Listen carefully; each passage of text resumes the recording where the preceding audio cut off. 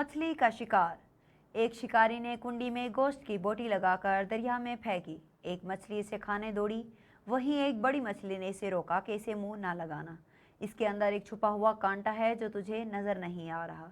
बोटी खाते ही वो कांटा तेरे लक में छुप जाएगा, जो 1000 कोशिशों के बाद भी नहीं निकलेगा। तेरे तड़पने से बाहर बैठे शिकारी को इस बारीक डोरी से खबर हो जाएगी। तू तड़पेगी, वो खुश होगा। इस बारीक डोर के जरिए तुझे बाहर निकालेगा, छुरी से तेरे टुकड़े करेगा, मिर्च मसाला लगाकर आग पर उबलते तेल में तुझे पकाएगा। 10-10 उंगलियों वाले इंसान 32-32 दांतों से चबा कर तुझे खाएंगे। ये तेरा अंजाम होगा। बड़ी मछली ये कहकर चली गई।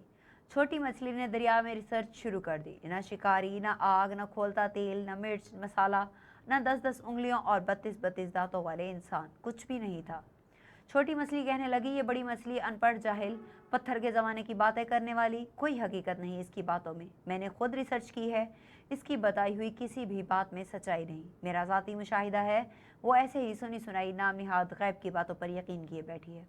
इस मॉडर्न साइंसी दौर में भी पुराने फसुर्दा नज़रियात लिए हुए है। चुनाचा इसने अपनी ज़ाती मुशाहिदे की बुनियाद पर बोटी को मुँह में डाला। कांटा चुभा, मछली तड़पी, शिकारी ने डोर खींचकर बाहर निकाला। आगे बढ़ी मछली के बताए हुए सारे हालात सामने आ गए। अंबिया अलैहिस्सलाम ने इंसानों को मौत का कांटा चुभने के बाद पेश आने वाले गैब के सारे हालात और वाक़यात तफसील से बता दिए हैं। बड़ी मछली की तरह के अक्लमंद इंसानों ने अंबिया की बातों को मानकर ज़िंदगी गुजारनी शुरू कर दी।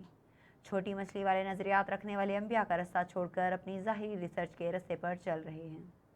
मौत का कांटा चुभने के बाद सारे हालात सामने आ जाएंगे। मछली पानी से निकली, वापस ना गई। इंसान दुनिया से गया, वापस ना आया। बस यही वक्त है, अगर समझ गए तो।